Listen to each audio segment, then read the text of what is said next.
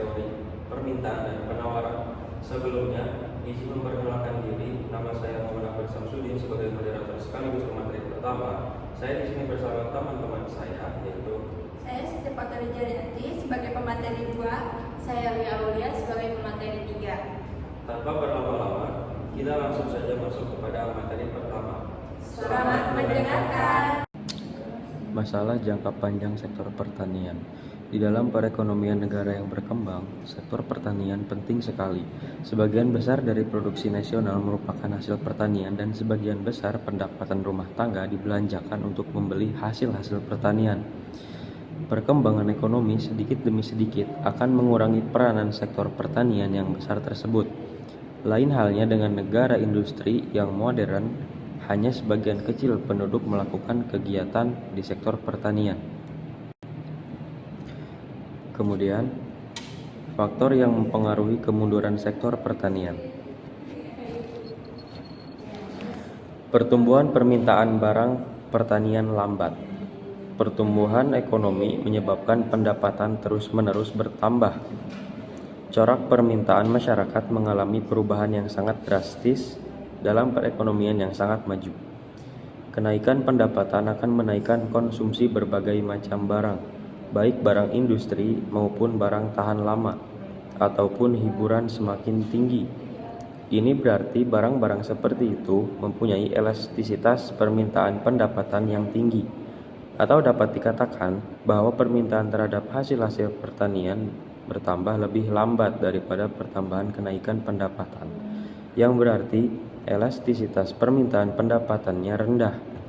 Akibatnya, dalam jangka panjang, perbedaan harga antara harga barang industri dengan harga barang pertanian cenderung semakin melebar.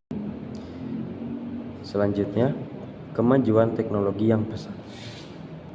Telah dijelaskan di atas bahwa negara-negara maju hanya sebagian kecil penduduknya yang bekerja pada sektor pertanian. Hal ini dimungkinkan oleh perkembangan teknologi yang cepat di sektor tersebut, sehingga memungkinkan kenaikan produktivitas yang sangat tinggi. Sebagai contoh, dalam tahun 1929 di Amerika Serikat sebanyak 12,8 juta orang bekerja di sektor pertanian.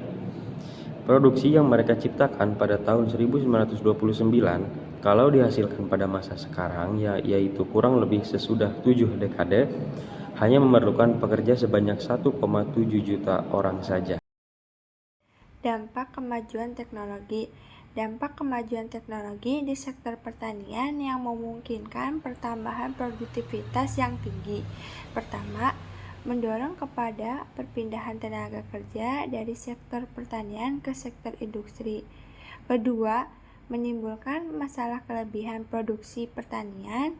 Keadaan ini menyebabkan harga barang pertanian cenderung untuk tetap berada di tingkat yang rendah.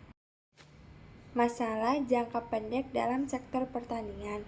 Harga hasil-hasil pertanian cenderung mengalami fluktuasi yang relatif besar, disebabkan oleh permintaan dan penawaran terhadap barang pertanian yang sifatnya tidak elastis.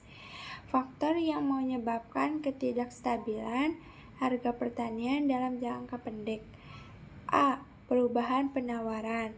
Produksi pertanian sangat dipengaruhi oleh faktor alamiah, menyebabkan tingkat produksi pertanian cenderung mengalami perubahan yang relatif besar dari musim ke musim.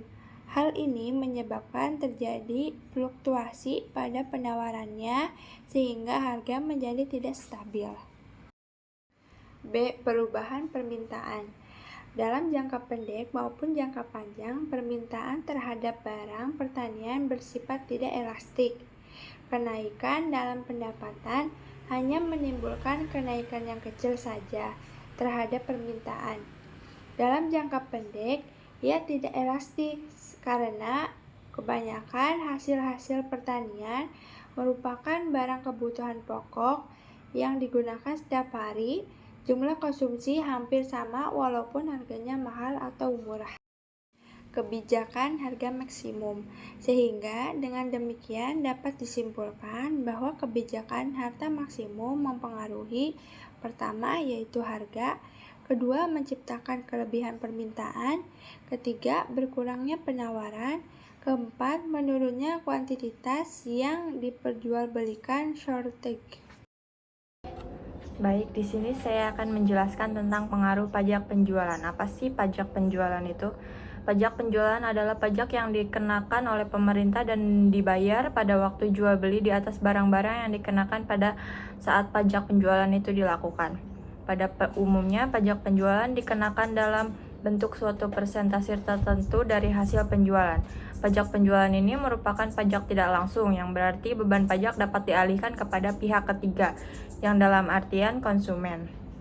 Pajak yang dipungut pemerintah dapat berupa lump sum tax, yaitu besarnya sudah tertentu, misal Rp100.000, dan dapat berupa proportional tax, yaitu dalam bentuk persentase dari harga, misalnya 5% atau 0,5%. Keduanya akan menaikkan biaya produksi. Selanjutnya ada pengaruh subsidi pemerintah. Pajak yang dikenakan atas penjualan suatu barang menyebabkan harga jual barang tersebut menjadi lebih mahal. Sebab setelah dinaikkan, pajak produsen akan berusaha mengalihkan beban pajak tersebut kepada konsumen, yaitu dengan jalan menawarkan harga jual yang lebih tinggi. Akibatnya, harga keseimbangan yang tercipta menjadi lebih mahal daripada harga keseimbangan sebelum pajak, dan jumlah keseimbangannya menjadi lebih sedikit. Selanjutnya ada kesimpulan. Di dalam perekonomian yang belum berkembang, sektor pertanian ini penting sekali. Sebagian besar dari produksi nasional merupakan hasil pertanian, dan sebagian besar pendapatan rumah tangga dibelanjakan untuk membeli hasil-hasil pertanian.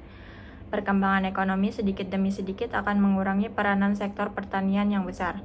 Dalam jangka pendek, harga-harga barang hasil pertanian mengalami naik turun yang relatif besar, harganya boleh mencapai tingkat yang lebih tinggi dari suatu masa. Sebaliknya, mengalami kemerosotan yang sangat buruk daripada masa berikutnya.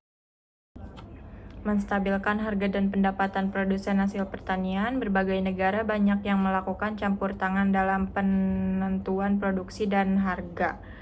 Kebijakan ini dilakukan pemerintah apabila harga pasar dianggap terlalu tinggi, sehingga dikhawatirkan membawa dampak yang tidak diinginkan seperti terjadinya inflasi dan juga mempengaruhi pada kesejahteraan masyarakat. Sekian materi yang dapat kelompok kami presentasikan. Semoga ilmu yang kami sampaikan dapat bermanfaat bagi kita semua. Wassalamualaikum.